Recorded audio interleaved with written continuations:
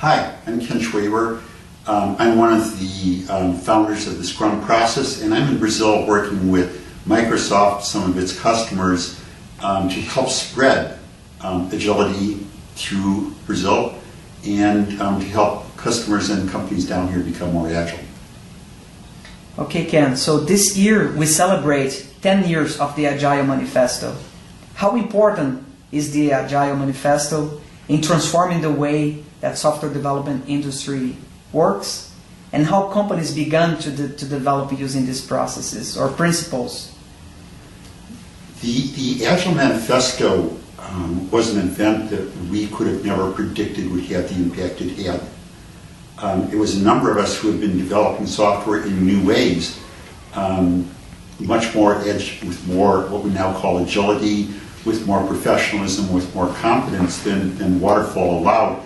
And we wanted to get together and talk about what we had in common. And we thought it would just be a sharing of ideas. But it became actually a realization that we shared many values, many principles, and we wanted to then share that with the rest of the people in our community because we were very concerned about the deleterious impact that Waterfall had had on our profession. That is why we stated it as values, because we think that the people who simply sell products often lose sight of the values that sustain a profession. Great. And how was the creation process of the Scrum? Which were the main drivers for this new approach of developing software? The things that are in Scrum, the things that are in Agile have been in our profession for years and years and years.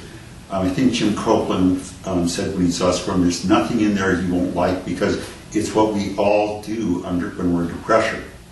Jeff Sutherland and I were managing object-oriented companies, product companies, building products using Smalltalk, one of the first really complete integrated development environments. And we were under pressure to get new functionality out, to fix problems, to support new customers, to get the technology to work, to bring new people into our companies. And we were going crazy. And Scrum is a natural response to trying to deal with all that complexity and keep it organized so you can maximize the results of what you're doing. Great. And why Scrum can be considered a success? What are the reasons for businesses that adopt Scrum, opposed to more traditional methodologies or ways such as RUP, Waterfall, PMI, etc.?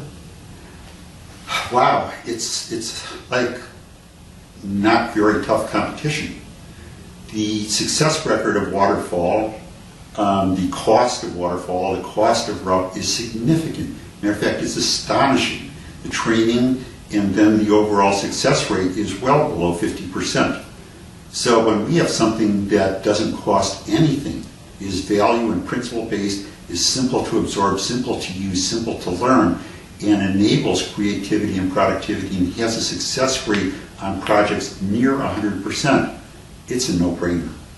Absolutely. So, but could you list two major challenges faced by organizations adopting Scrum?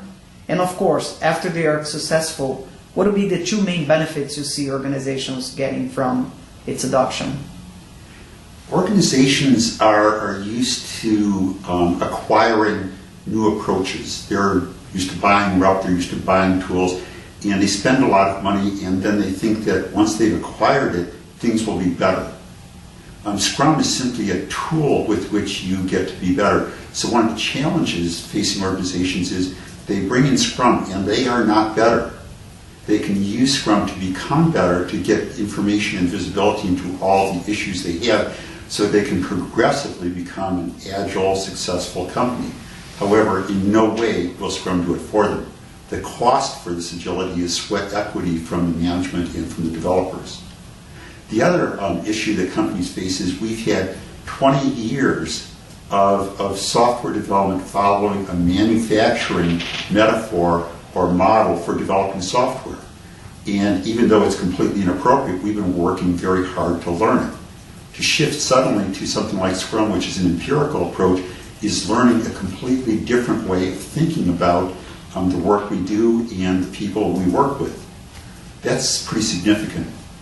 The benefits, the moment you move from a manufacturing model to a creative model, immediately you're enabling creativity. The moment you start treating people as intelligent adults rather than as resources that are leveled and loaded, suddenly they start responding with a lot of productivity, a lot of pleasure, a lot of joy. Out of that, you get great products and you get pride in the work and you get a great company to work at. Great. And do you see, or are there some characteristics shared between companies that achieve a successful Scrum adoption? A number of companies that are adopting Scrum are almost doing it as a fad. That is, waterfall is very painful, very difficult, so they learn the words of Scrum, they learn the ideas of Scrum, and they go around and talk Scrum and talk Agile, but they haven't gone through the hard work to become Agile.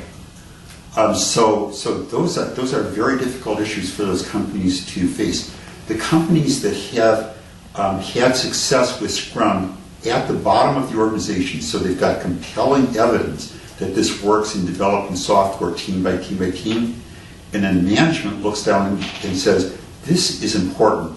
This is really critical for our company's competitive success, and leads a change in the organization to adopt Scrum to become Agile. Those are the organizations that succeed. This has to be led from the top if it's going to be an organizational change. Great. And how is the partnership, or how the partnership between Microsoft and Scrum.org was formed? And what is the importance of tools aligned with Scrum principles while adopting the process? Scrum, all of iterative incremental, says you have to build something that is complete within an iteration of no more than a month.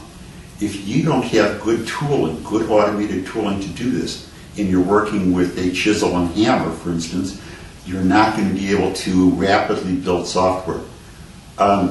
Until the Agile Manifesto, most of our work was individual and we were using open source tools.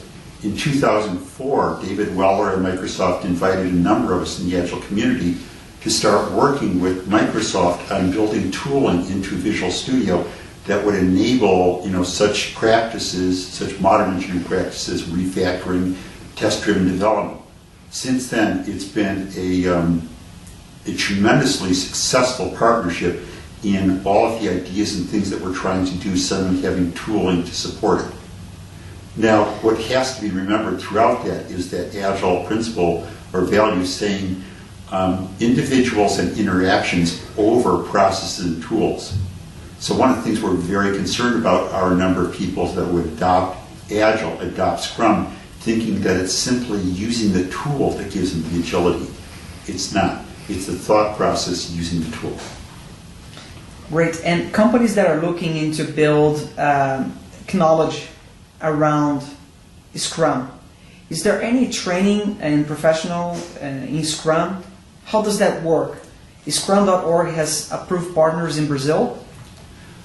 When we first started spreading Scrum, we thought it would be an iterative incremental framework and the developers would rise and start developing great increments of software within the iteration. We thought the customers would suddenly come in and say, great, we can actually be engaged rather than throw our stuff over the wall. Much to our surprise, the impact of 20 years of waterfall had corrupted a lot of our good engineering practices. It had corrupted our customers' trust in us and desire to work closely with us. And so we needed both a lot of conversations, a lot of presentations, books, and we found that the only really effective way was getting face-to-face and talking to people about their experience, their background, their needs, their challenges, and what we had experienced in coming up with further ideas. So we've been coming up with training courses where people can work face-to-face with others. We've been reaching out worldwide, particularly here in Brazil, to find highly skilled developers and development organizations to work with so that they can take their best ideas, work with us, and then work with their customers to make them agile, to make them more competitive, to make them better. So we have ideas.